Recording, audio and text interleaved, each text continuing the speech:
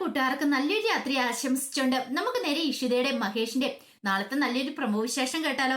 ആദ്യമായി കാണുന്നവരാണെങ്കിൽ ചാനൽ ഇഷ്ടപ്പെട്ട ഒന്ന് സബ്സ്ക്രൈബ് ചെയ്യാൻ മറക്കരുതേ. വീഡിയോ ഇഷ്ടപ്പെടുവാണ് ലൈക്ക് ചെയ്യാനും മറക്കരുത് കേട്ടോ. നമ്മുടെ മുന്നോട്ടുള്ള യാത്രയിൽ നിങ്ങളുടെ സപ്പോർട്ട് ലൈക്കുമാണ് നമുക്ക് ഏറ്റവും കൂടുതൽ പ്രചോദനമായി മാറിക്കൊണ്ടിരിക്കണേ. അപ്പൊ നമുക്ക് നേരെ നമ്മുടെ വിശേഷത്തിലേക്ക് അങ്ങോട്ട് പോയാലോ. അങ്ങനെ ഇന്നത്തെ വിശേഷത്തിൽ നമ്മൾ കണ്ടു ഇഷിതയ്ക്ക് നല്ല ടെൻഷനൊക്കെ ഉണ്ട് മഹേഷിന്റെ കാര്യത്തില്. മഹേഷിന് എന്തോ കാര്യമായിട്ട് സംഭവിച്ചിട്ടുണ്ട് 2 ദിവസമായിട്ട്. ഇതിനു മുമ്പ് ഇങ്ങനെയൊന്നും ആയിരുന്നില്ല. കാരണം താൻ എന്തേലും പറഞ്ഞിട്ടുണ്ടെങ്കിൽ തന്നെ എതിർത്ത് സംസാരിക്കുന്നതാണ്, കളിയാക്കി പറയുന്ന ആളാണ്. പക്ഷെ ഇപ്പോഴങ്ങനെയല്ല. ആ മനസ്സിന് കാര്യമായിട്ട് എന്തോ വിഷമം തട്ടിയിട്ടുണ്ട്. അത് മാത്രല്ല ചിപ്പിമോളോട് എന്തോ ഒരു അകൽച്ച ഉള്ള പോലെ തോന്നുന്നുണ്ട്. പിന്നെ ആ വാക്കിലും പ്രവൃത്തിയിലും ഒക്കെ എന്തൊക്കെയോ ഒരു പൊരുത്തക്കേടുകൾ ഇഷിതയ്ക്ക് തോന്നി. ഇഷിത ഒരു കാര്യം ഉറപ്പിച്ചു, എന്താണെങ്കിലും മനസ്സിലുള്ളത് തിരിച്ചറിഞ്ഞിട്ട് തന്നെ കാര്യം. പക്ഷെ ഈ സമയം മഹേഷ് കാല് വെന്ത പോലെ ഓടുക. കാരണം മഹേഷിന്റെ ഉള്ളിലേക്ക് ആകാശ് പറഞ്ഞ വാക്കുകളൊക്കെ ആയിരുന്നു. അവൾ എന്റെ മോളാടാ ചിപ്പി, നിന്റെ മോളൊന്നും ഒരിക്കലും അല്ലാന്ന് പറയാണ്. അങ്ങനെയാണെങ്കിൽ രചന ഇത്രയും കാലം തന്നെ വഞ്ചിക്കുമായിരുന്നോ?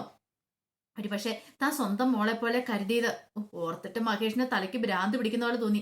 സമനില തെറ്റുന്ന പോലെ തോന്നി. ചെന്ന് കാർ സ്റ്റാർട്ട് ചെയ്ത് നല്ല സ്പീഡിൽ തന്നെയാണ് പോണ്. കാരണം വഴിക്ക് വെച്ചെങ്ങനെ ആകാശിനെ കണ്ടുമുട്ടണം എന്നൊരു ചിന്ത മാത്രമേ ഉണ്ടായിരുന്നുള്ളൂ. അങ്ങനെ മഹേഷ് മനസ്സിൽ ഉദ്ദേശിച്ച പോലെ തന്നെ വഴിക്ക് വെച്ച് ആകാശിനെ കാണുവാണ്. ഒരു നിമിഷം വണ്ടി കുറിയിട്ടിട്ട് മഹേഷ് ചാടി ഇറങ്ങി അങ്ങ് ചെല്ലുവാണ്. അപ്പത്തേനും ആകാശം കാറിനകത്തുനിന്ന് ഇറങ്ങി കഴിഞ്ഞപ്പോഴത്തേനും ആകാശിച്ച് എന്താടാ സമനില തെറ്റി പോലെ ഓടി വരുന്നതെന്ന് ചോദിക്കുക. ചെന്ന വഴി മഹേഷ് ആകാശിന്റെ കോളറിന് അങ്ങോട്ട് കയറി കുത്തിപ്പിടിക്കുക. നീ എന്താടാ പറഞ്ഞേ? എന്റെ ചിപ്പിമോളെ നിന്റേതാന്നോ? അതെ, എനിക്കൊരു DNA ടെസ്റ്റിന്റെ ബലവും വേണ്ടാ, എനിക്ക് അല്ലാതെ തന്നെ അറിയാം അവൾ എന്റെ മോളാന്നുള്ള കാര്യം. ഇനി നീ എന്ത് തന്ത്രം ഇറക്കൊണ്ട് വന്നാലും ഒരിക്കലും എന്റെ ചിപ്പി നിന്റേതാവില്ലടാന്ന് പറയണം. ഇത് കേട്ടതും ആകാശ് പറഞ്ഞു, നിന്നോട് ആര് പറഞ്ഞു? നിന്റെ സ്വന്തം ഭാര്യയായിരുന്ന രചന പോലും പറഞ്ഞു അവള് എന്റെ കുട്ടിയാന്നുള്ള കാര്യം. എടാ, കുട്ടിയുടെ അമ്മ പറയുന്നതാണ് അച്ഛൻ ആരാന്നുള്ള കാര്യം. പോരാത്തിന് വേണം DNA കൊണ്ട് നടത്തി നോക്കാം. നിനക്ക് അതിനുള്ള ധൈര്യമില്ലല്ലേ? നിനക്ക് പേടിയാ.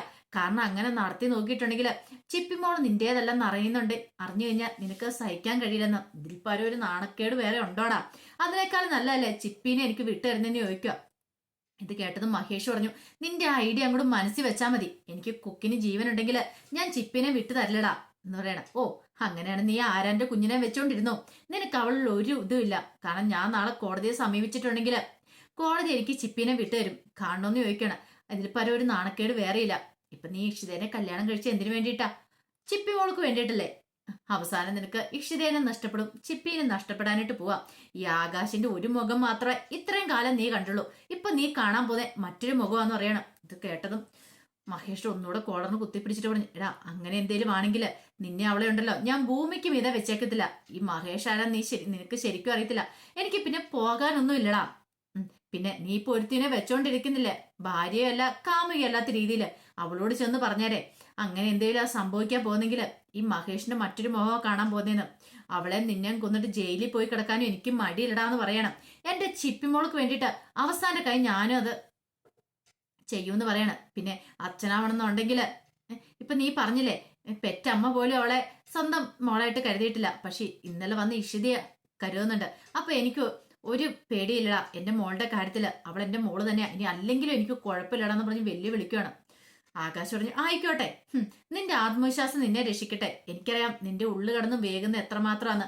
നീ പുറമെ ഈ പെർഫോമൻസ് ഒന്നും കാണിക്കേണ്ട മഹേഷേ, എനിക്ക് നന്നായിട്ട് അറിയാമെന്നും പറഞ്ഞുകൊണ്ട് ആകാശ് മഹേഷിനെ വെല്ലുവിളിക്കണം. അവസാനം മഹേഷ് അവന്റെ കോളറിന് കുത്തിപ്പിടിച്ച് അങ്ങ് തള്ളി വിട്ടിട്ട് മഹേഷ് നേരെ വണ്ടി എടുത്തുകൊണ്ട് ഓഫീസിലേക്ക് പോവാം. ആ പോകുന്ന സമയത്ത് മഹേഷിന്റെ ഉള്ളു പടയുക. അങ്ങനെയൊക്കെ അവരുടെ മുന്നിൽ നിന്ന് വിളിച്ചു പറഞ്ഞെങ്കിലും മഹേഷിന്റെ നെഞ്ചിലൊരു തീയായിരുന്നു. ഒരു പക്ഷെ ഇങ്ങനെയൊക്കെ ആയിരിക്കുമോ? ചിപ്പിമോളെ കാണുമ്പോൾ മനസ്സിനൊരു നോവാണ്, വിങ്ങലാണ്. ആകാശിനാണ് ഭയങ്കര സംതൃപ്തി. താൻ ഉദ്ദേശിച്ച പോലെ കാര്യങ്ങളൊക്കെ നടന്നല്ലോ എന്ന് ഓർത്തിട്ട്.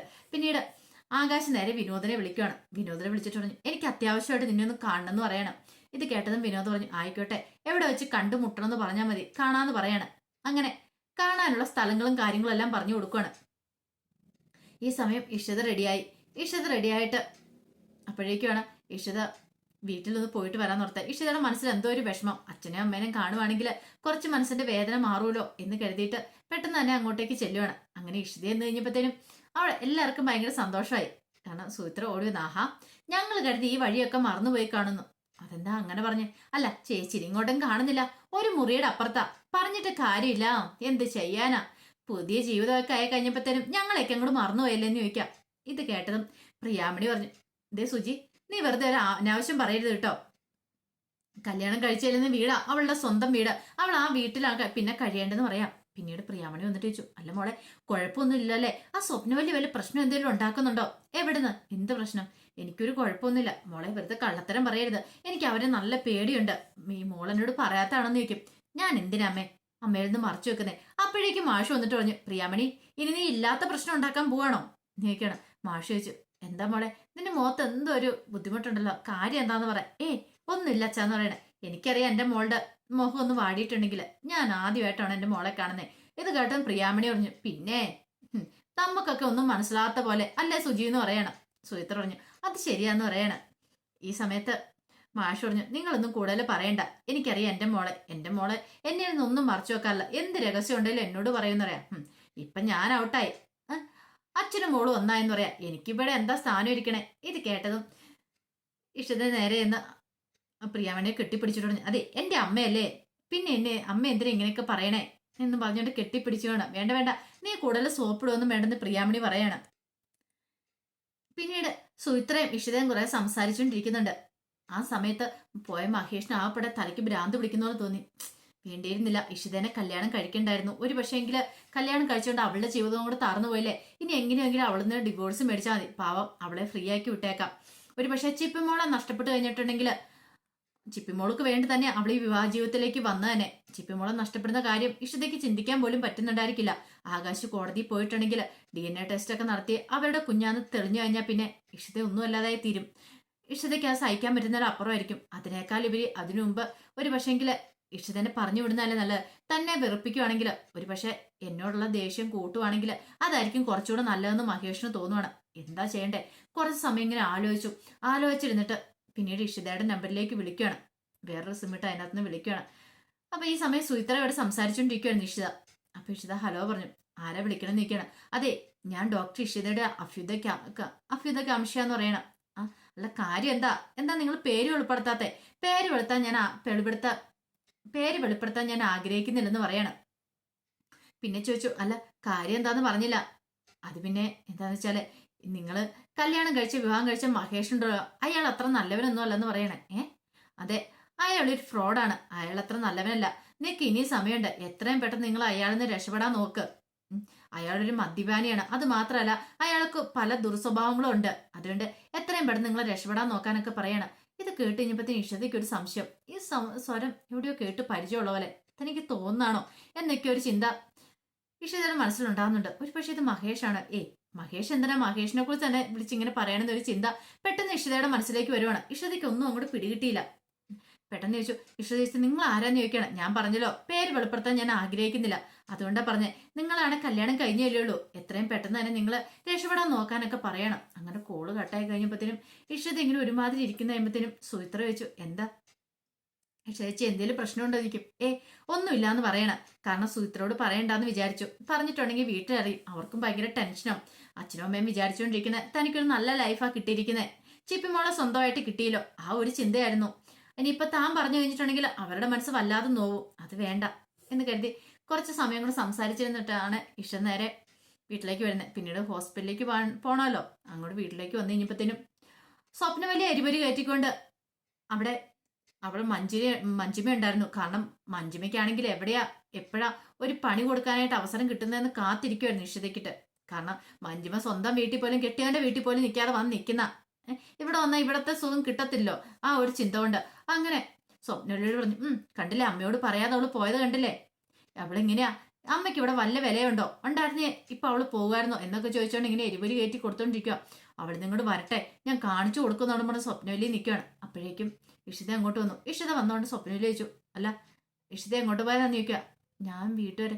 എന്താ പോകുന്ന സമയത്തൊന്ന് പറഞ്ഞിട്ട് പോകണം, ചോദിച്ചിട്ട് പോകേണ്ട മര്യാദ ഇല്ലെന്ന് ചോദിക്കുക. അല്ല അത് പിന്നെ അമ്മേ ഞാൻ ഈ സമയം മഞ്ജു പറഞ്ഞു. പിന്നെ അതിൻ്റെയൊക്കെ ആവശ്യം എന്താ? വലിയ ഡോക്ടറല്ലേ, അപ്പൊ അതിന്റെ ഭാവമായിരിക്കും. ആരോടും ചോദിക്കാൻ പറയൊന്നും വേണ്ട, അങ്ങ് പോയിട്ട് വരാന്നുള്ളേ. അപ്പോഴേക്കും രാമനാഥൻ അങ്ങോട്ട് വന്നു. എന്താ കാര്യം ചോദിക്കാം.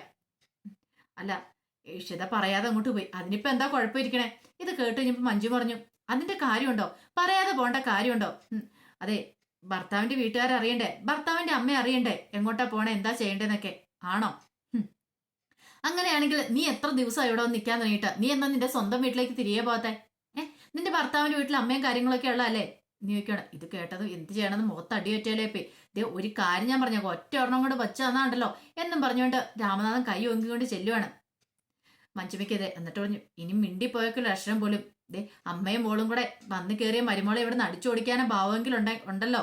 ദേ എന്ത് ചെയ്യണമെന്ന് എനിക്കറിയാം. സഹിക്കുന്നതിന് ക്ഷമിക്കുന്നതിന് ഒരു പരിധിയൊക്കെ ഉണ്ട്. പിന്നീട് ഇഷിതയോട് പറഞ്ഞു മോൾ ഇന്നും കണ്ട് പേടിക്കൊന്നും വേണ്ട കേട്ടോ. മോള് ഹോസ്പിറ്റലിലേക്ക് പോകാൻ നോക്കാൻ പറയണം. ഇഷിതയ്ക്കാണെങ്കിൽ വല്ലാത്തൊരു ബുദ്ധിമുട്ടായിപ്പോയി. അപ്പോഴേക്കുമാണ് മഹേഷ് അങ്ങോട്ട് തിരികെ വരുന്നത്. ഇതെന്താ ഓഫീസിലേക്ക് പോയി മഹേഷ് തിരികെ വരുന്ന ഓർത്തു. എന്തോ പ്രശ്നമുണ്ടല്ലോ എന്ന് ഓർക്കുവാണ്. മഹേഷ് നേരെ മുറിയിലേക്ക് ചെല്ലുവാണ്. അപ്പത്തേനും ഇഷിത ഓർത്തത് എന്ത് പറ്റിയെന്ന് ഓർത്ത് ഇഷിത അങ്ങോട്ട് ചെല്ലുവാണ്. മഹേഷ് അവിടെ പോയി ഇരിക്കുക. ഇഷിതയ്ക്ക് മനസ്സിലായി എന്തോ കാര്യമായിട്ട് പ്രശ്നമുണ്ടെന്ന്. എന്താ മഹേഷേ ഇതെന്താ ഓഫീസിൽ പോകാൻ തിരിച്ചു വന്നേന്ന് ചോദിക്കുവാണ്. പിന്നീട് മഹേഷ് ഒന്നും മിണ്ടാതെ ഇങ്ങനെ ഇരിക്കുകയാണ്. കാര്യം പറ, എന്തെങ്കിലും പ്രശ്നമുണ്ടോന്ന് ചോദിക്കും. എന്തെങ്കിലും ഉണ്ടേ പറ, കുറച്ച് ഷെയർ ചെയ്യുവാണെങ്കിൽ മനസ്സിലെ ബുദ്ധിമുട്ട് മാറുമല്ലോ. എന്നെ കൊണ്ട് പരിഹരിക്കാൻ പറ്റുന്ന കാര്യമാണെങ്കിൽ ഞാൻ പരിഹരിച്ചു തരാം. വെറുതെ അതിന് ടെൻഷൻ അടിച്ചിരിക്കണേന്ന് ചോദിക്കാം. ഇത് കേട്ടത് മഹേഷ് പറഞ്ഞു ശല്യം ചെയ്യാതൊന്ന് പോകുന്നുണ്ടോ? ഇത് മനുഷ്യന് ശല്യമായല്ലോ എന്ന് പറയണം. ഇഷ്ടത്തേക്ക് വല്ലാത്തൊരു ടെൻഷനായിപ്പോയി. താനൊരു ശല്യമാന്ന് പറഞ്ഞു. എന്തൊക്കെയോ പ്രശ്നങ്ങൾ മഹേഷിനെ അലട്ടുന്നുണ്ട്. തൽക്കാലത്തേക്കൊന്നും കൂളാവട്ടെ, അതിനുശേഷം ചോദിച്ച് മനസ്സിലാക്കാൻ നിർത്ത. ഇഷിത പിന്നെ ഒന്നും മിണ്ടാതെ ഇഷിത അങ്ങോട്ടേക്ക് പോവാണ്. ഈ സമയത്ത് വിനോദ് വന്ന് ആകാശിന് വേണ്ടി കാത്തിരിക്കുകയാണ്. അപ്പത്തേക്കും ആകാശം അങ്ങോട്ടേക്ക് വന്നു. അവർ തമ്മിൽ മീറ്റ് ചെയ്യുകയാണ്. അവർ തമ്മിൽ മീറ്റ് ചെയ്ത് സംസാരിക്കുകയാണ്. പിന്നീട് മഹേഷിനെ കുറിച്ചായ സംസാരം. മഹേഷിനെ കുറിച്ച് സംസാരിച്ചുകൊണ്ടിരിക്കുന്ന സമയത്ത് ആകാശ് പറഞ്ഞു മഹേഷിനുള്ള ഞാൻ പണി കൊടുത്തിട്ടുണ്ടെന്ന് പറയാണ്. അവനിട്ടുള്ള പണി നല്ലൊരു ബോംബ് തന്നെ ഞാൻ പൊട്ടിച്ചിരിക്കുന്നത്. ദേ അവന്റെ ഭാര്യ ഉണ്ടല്ലോ, ആദ്യ ഭാര്യ ഇപ്പോഴത്തെ എന്റെ വൈഫാണ് രചന, അറിയാവോ എന്ന് ചോദിക്കുവാണ്. ഇത് കേട്ട് കഴിഞ്ഞപ്പത്തിന് ഒരു നിമിഷം വിനോദം ഞെട്ടിപ്പോയി. അവന്റെ ആദ്യ ഭാര്യനെ തട്ടിയെടുത്ത ഞാനാന്ന് പറയണ. ഇത് കേട്ട് കഴിഞ്ഞപ്പത്തിന് എടാന്ന് പറഞ്ഞോണ്ട് ചെന്ന് അവന്റെ കോളറിനാണ്, ആകാശന്റെ കോളറിന് കയറി കുത്തിപ്പിടിക്കുവാണ് വിനോദിന് സഹിക്കാൻ പറ്റുന്നുണ്ടായിരുന്നില്ല. വിനോദിന് ആ കാര്യം അറിയത്തില്ലായിരുന്നു. ആകാശന്റെ കൂടെ നടക്കുന്ന രചന എന്ന് പറഞ്ഞിട്ടുണ്ടെങ്കിൽ തന്റെ ഏട്ടന്റെ ആദ്യ ഭാര്യ എന്നുള്ള കാര്യം ഇപ്പോഴാണ് വിനോദ് ആ സത്യം അറിയുന്നത്. വിനോദിന് സഹിക്കാൻ പറ്റിയില്ല. അപ്പൊ ഇതിന്റെ ബാക്കി വിശേഷങ്ങൾക്കായി നമുക്ക് കാത്തിരിക്കാട്ടോ. ഇനിയിപ്പോ നാളെ എന്തൊക്കെ സംഭവിക്കാന്ന് അറിയത്തില്ല. ഒരു പക്ഷേങ്കില് ആകാശം ഇനി വിനോദിന്റെ കള്ളത്തരം കണ്ടുപിടിച്ചിട്ടാണോ എന്ന് അറിയത്തില്ല. വിനോദാണ് ഇഷിതനെ രക്ഷിച്ചതെന്നൊക്കെ അറിഞ്ഞു കഴിഞ്ഞിട്ട് ആകാശം ഒന്ന് വെല്ലുവിളിച്ചപ്പോഴാണോ ഇനിയിപ്പോ വിനോദം അങ്ങനെ പിടിച്ചതെന്ന് അറിയത്തില്ല. ഒരു കാര്യം ഉറപ്പായി, വിനോദും ആകാശം തമ്മിൽ മുട്ടൻ ക്ലാഷായി. ഇനിയിപ്പം അവർ തമ്മിൽ ഒത്തുപോകത്തില്ല. വിനോദ് ഇനിയിപ്പോ മഹേഷിന്റെ അനിയനാന്നുള്ള സത്യം ആകാശം അറിയുമോന്നും അറിയത്തില്ല. ഒരു കാര്യം ഉറപ്പാ, വിനോദിന് സഹിക്കാൻ പറ്റുന്നതിൽ അപ്പുറമാണ് ഇപ്പൊ ആകാശ് ചെയ്തു കൂട്ടി വെച്ചിരിക്കുന്നത്. വിനോദ് ഒരിക്കലും സഹിക്കാനും ക്ഷമിക്കാനും പോകുന്നില്ല. അപ്പൊ അതിന്റെ വിശേഷങ്ങൾക്കായി നമുക്ക് എല്ലാവർക്കും കാത്തിരിക്കാട്ടോ. ഒരിക്കൽ കൂടി എല്ലാവർക്കും നല്ലൊരു രാത്രി ആശംസിച്ചു നിർത്തുന്നു.